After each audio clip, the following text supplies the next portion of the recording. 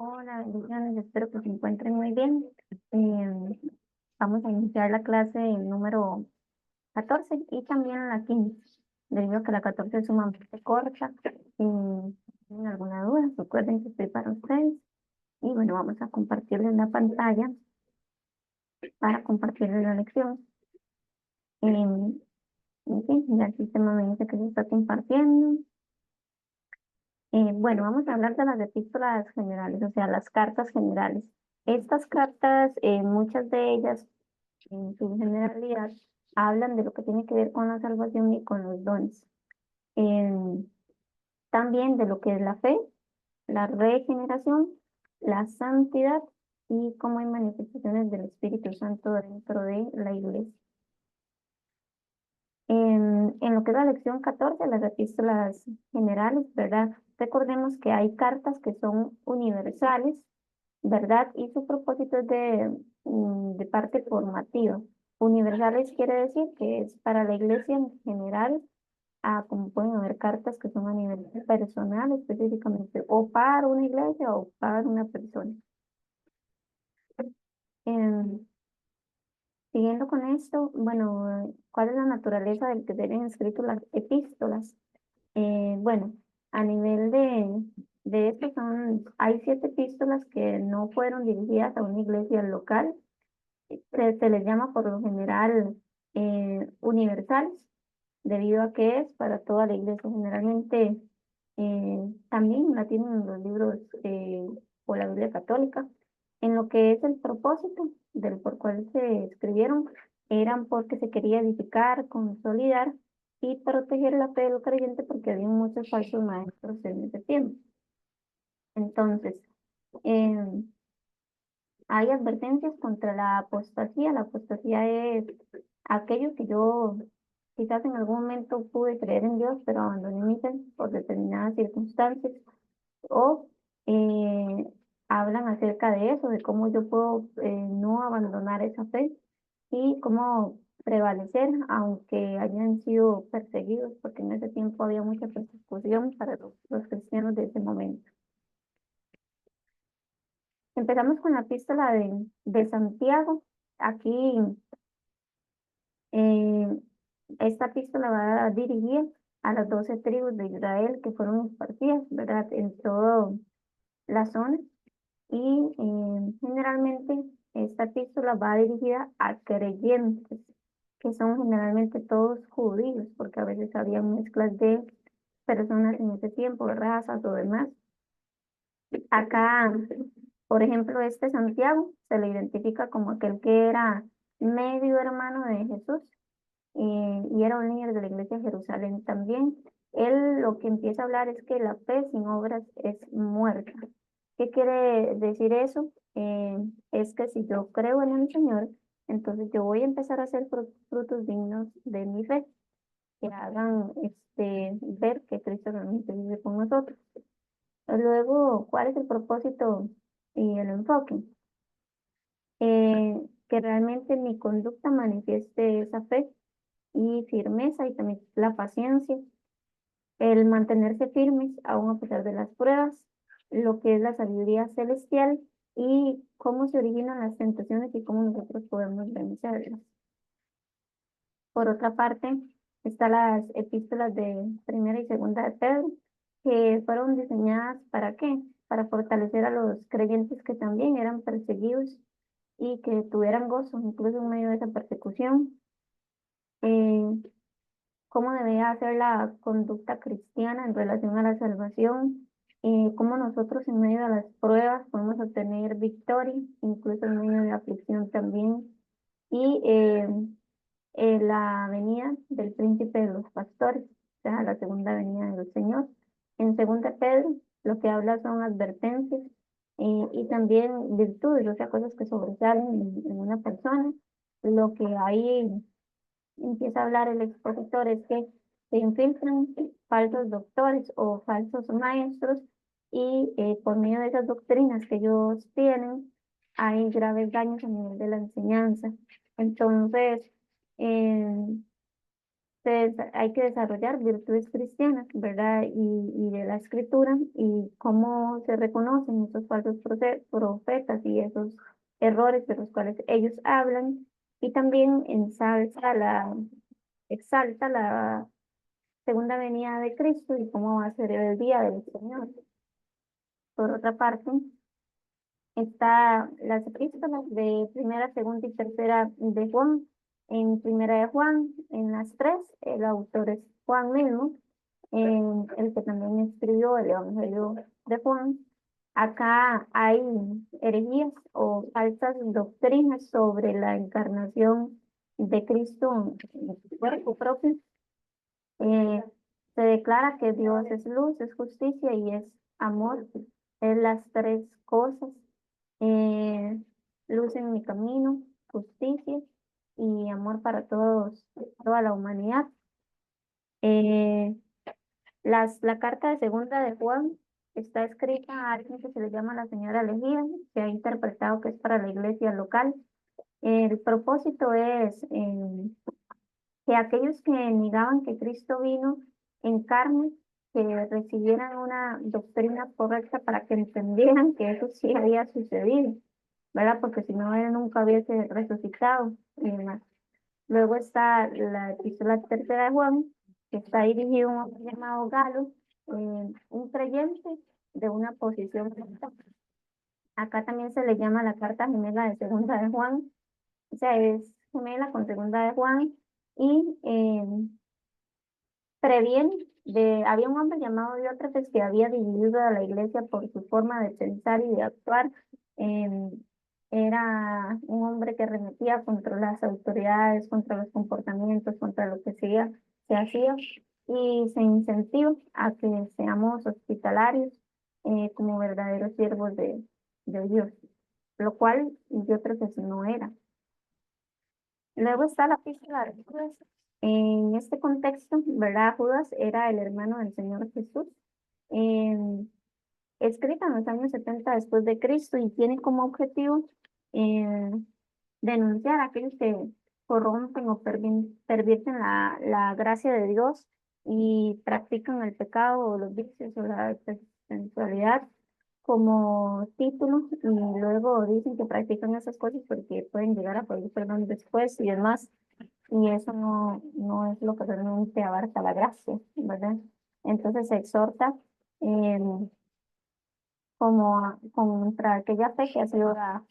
Luego hay unas advertencias que son denunciadas por este autor, que es el rechazo a la divinidad revelada, ¿verdad? La palabra revelada, la apostasía, que es el abandono de la fe por diferentes circunstancias, lo que es la sensualidad y la desobediencia contra la autoridad meramente del Señor y lo que es la religión, ¿verdad? La iniquidad de los últimos tiempos que iba a aparecer. Entonces, contra todas estas cosas se realizan advertencias. Luego en la lección 15 se habla de lo que es la depravación natural y el arrepentimiento. Se podría decir que desde que el hombre cayó, ¿verdad?, en pecado y demás, luego llegó lo que es la gracia salvadora del Señor Jesucristo para tener esa reconciliación en su caída y poder restaurarlo. En, en lo que es la luz interior del hombre, ¿verdad?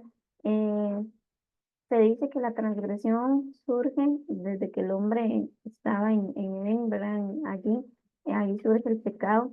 Y el hombre siempre ha tenido una naturaleza caída de pecado. Y para esto él es necesario que pida perdón para ser limpiado de toda la maldad interior que posea. Y está lo que es el pecado natural, original, que es el que desde que nace el hombre, que es descendiente de Adán, eh, que ningún hombre es libre de ser contaminado del pecado, sino que ya nacemos con eso y con falta de santidad, por decirlo de esa forma. En lo que es lo que es filosofía acerca de este tema, ¿verdad? Está Platón, por ejemplo, y Aristóteles, que dicen que el ser humano está inclinado hacia el mal. También y hay una corrupción moral que es transmitida desde la herencia de nuestros antepasados, en este caso bíblicamente desde Adán. Y hay definiciones de lo que tiene que ver con arrepentimiento, que cuando uno está en esa condición y se arrepiente, hay una contrición de su corazón, que es un pesar genuino por lo que yo hice, y luego hay un cambio de mente que se llama metanoia, que es un dolor por lo que yo realicé y por haber ofendido a Dios, y luego es una decisión o una determinación de no volver a aquello que yo realicé, sino de realmente cambiar. Entonces, hay un arrepentimiento, una confesión, pero también un cambio para yo no caer más en ese pecado. El arrepentimiento tiene ciertas facetas, que es cuando llega el Espíritu Santo y trata, ¿verdad? En la conciencia del individuo para hacerle saber que está mal, y luego hay un despertar espiritual, por decirlo así, donde se despierta de ese letargo, de ese adormecimiento, donde la persona estaba sumergida, y hay un sentido de responsabilidad eh, delante de Dios. Entonces, también está lo que es la doctrina o la enseñanza de la salvación, que nosotros somos salvos, hechos justos por medio de la fe en Cristo, y somos regenerados o cambiados. Y ese cambio y esa aceptación de Cristo nos hace ser adoptados como sus hijos, y eso nos lleva a poder tener la santificación progresiva en nuestras vidas. En lo que es el tema de la justificación, ¿verdad?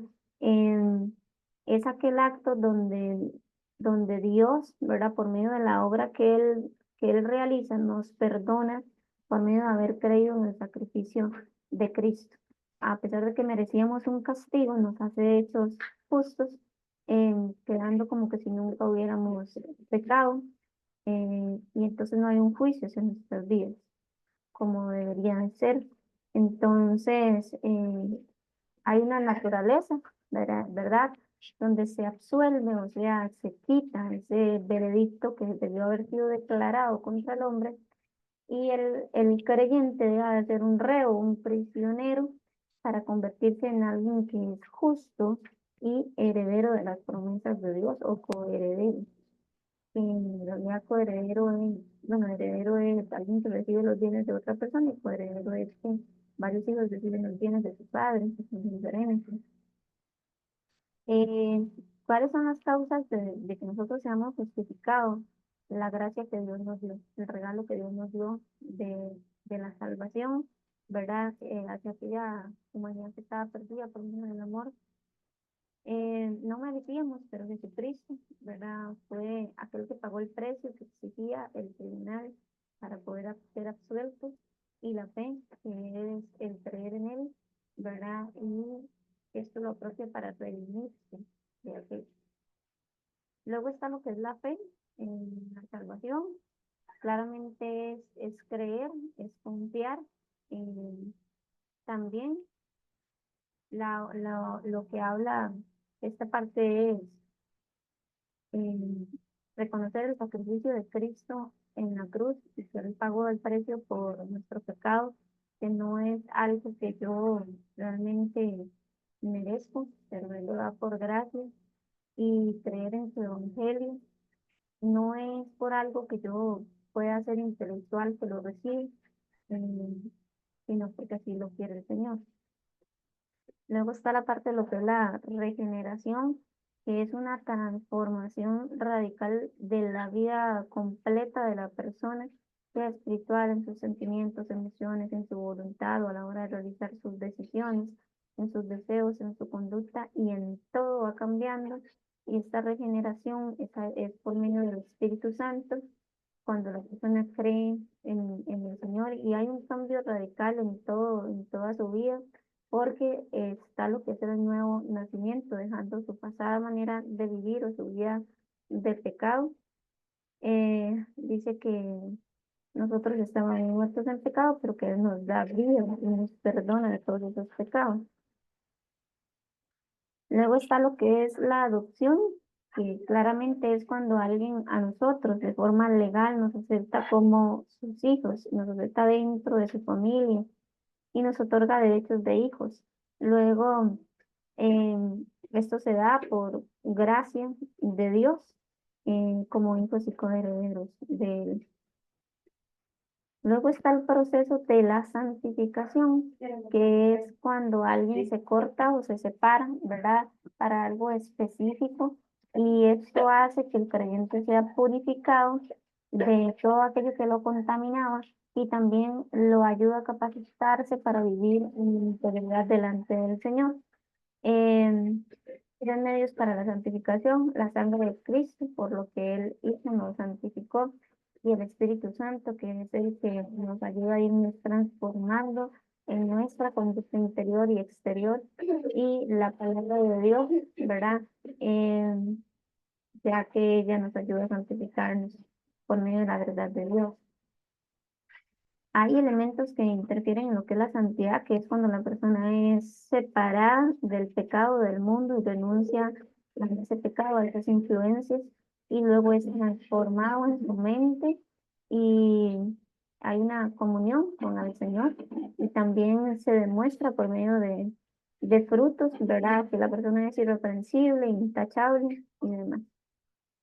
Luego está la parte de lo que es el bautismo del Espíritu Santo, que es, por ejemplo, una señal cuando hablan en lenguas por primera vez.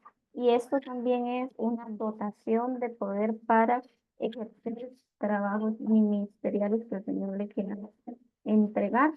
Y también es una experiencia pentecostal donde ahí va a haber un derramamiento del Espíritu Santo sobre la persona, que aún podemos esperar si nos convertimos a Dios. Luego, ¿cuál es la naturaleza y el propósito del bautismo, pero del Espíritu Santo, no de las aguas? Es que haya un nuevo nacimiento, ¿verdad? Y esta experiencia, después del nuevo nacimiento, después de que yo soy cambiado, transformado, vivir este bautismo. Es necesario eso antes de que suceda. Em, Claramente la persona ya tuvo que haber sido regenerada, y es esa dotación de poder que yo les hablaba, y muchos uno otro dice, pero recibiréis poder cuando haya venido sobre vosotros el Espíritu de Dios. Tal que es el nuevo nacimiento versus el bautismo del Espíritu Santo. Entonces, em, llega el Espíritu Santo, lo aceptamos, mora en nosotros, nos convertimos, y eso me da un derecho para yo obtener el bautismo posteriormente cuando Dios le plazca. También antes del Pentecostés, los discípulos, por ejemplo, ya estaban limpios, ya habían sido justificados, hechos justos, con su nombre escrito en el libro de la vida. Luego se les dio capacidad para servir. Era una promesa para testificar de lo que Dios había hecho. Y por eso es que hacen liberaciones, sanidades y muchas otras cosas. Y es una promesa universal para todos los creyentes en esos años 2:39.